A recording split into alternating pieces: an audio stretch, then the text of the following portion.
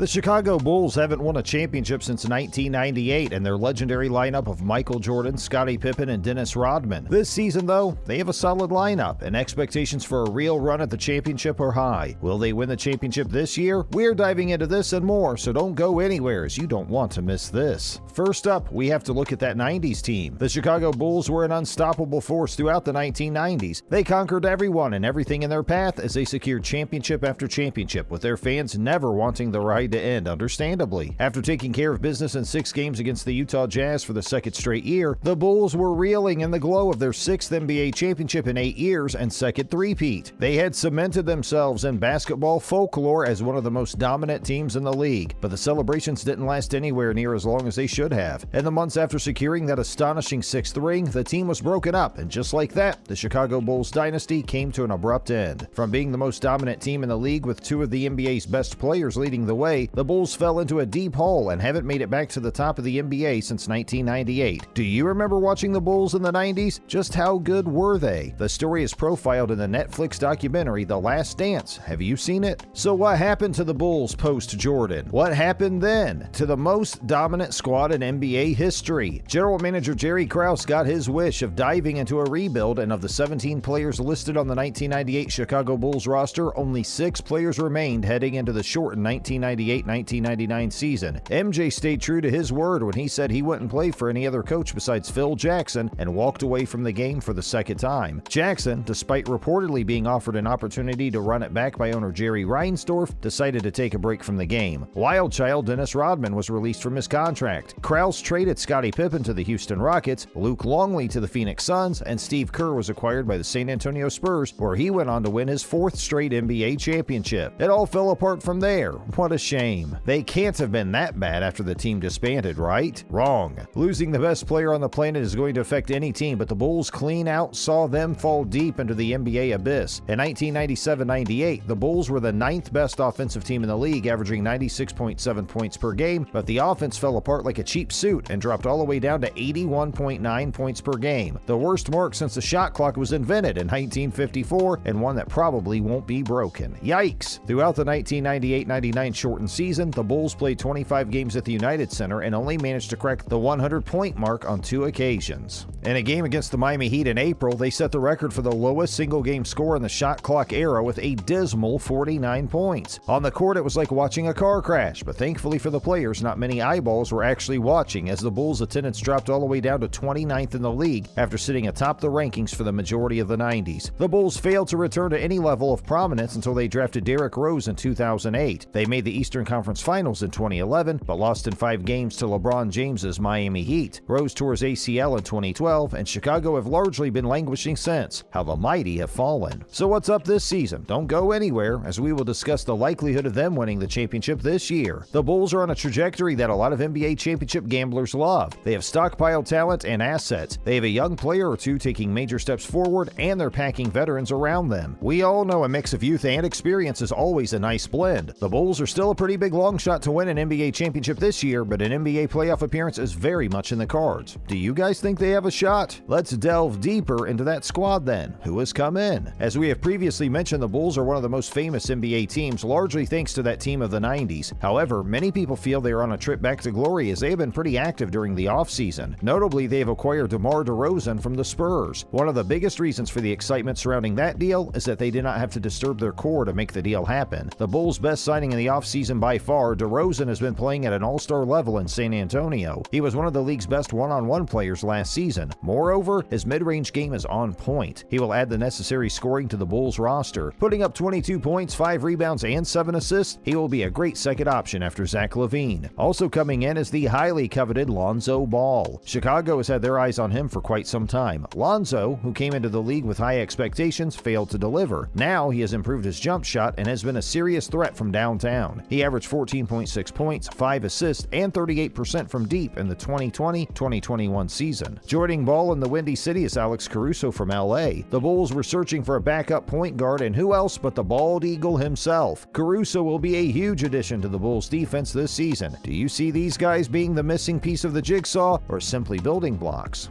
So who has had to make room then? One of the most notable free agents right now is Lauri Markkanen. He is an up-and-coming power forward who impressed early, however he has not been in contention for the Bulls in recent times. There are reports he may sign with a new team soon. Also leaving is Thaddeus Young. He was a part of the deal to bring DeRozan through the door. He showed his worth during his time with the Bulls, averaging 12 points and 6 rebounds while shooting 55% from the field. Moreover, he played in 68 games for them last season. Obviously, he will now play for the San Antonio Spurs. What is the verdict then? For the first time in a very long time, the Bulls actually have a squad worthy of competing. Free agent signing Lonzo Ball brings an improved three-point stroke, sturdy protection, and little upkeep when it comes to having the ball. Alex Caruso brings championship pedigree and strong play off the bench. And the Bulls obviously have all-star Zach LaVine and Vucevic inside. Youngsters Kobe White and Patrick Williams will likely be contributors as well. Maybe the most important query will likely be if this roster can compete at an elite stage defensively. It would be an understatement to claim that the Bulls have not been the best defensively recently. A definite improvement is needed when defending the ball. So are they worth a punt? I'd advocate the Bulls as a decent bet when you're making an attempt to strike gold. I'd wish to see how Billy Donovan units his rotations, and in the event that they plan to add some other veterans, significantly bigger guys to the combination. At present, nevertheless, the Bulls are actually a good playoff team with DeRozan in the fold. Should they begin the season in good form, their odds will shorten. However, you'd nonetheless get them at somewhere between the neighborhood of plus 3,000 to plus 4,000 at finest. A decent punt, we think. Who will you be backing, if anyone, this season? And finally, before they settled on Russell Westbrook, the Lakers were reportedly in for DeRozan. The former Raptor and Spurs said he spoke with LeBron James and the Lakers about joining them this offseason. Talks with LeBron and the Lakers were great, honestly. I tried to make it work. Had plenty of conversation with Bron. Tried to make it work. Just didn't work. You know how the business goes. One thing can just change the whole dynamic at everything, but it was a hell of an opportunity that we tried to make happen. Me being from LA would have been crazy, but some things just didn't work out, but it's always great just to have the opportunity. How different could it have been for the Bulls then? Which team do you think would have been better for DeRozan? As always, thanks for tuning in, and feel free to give us your own thoughts and opinions in the comments section below, and don't forget to tune in next time. Bye, guys.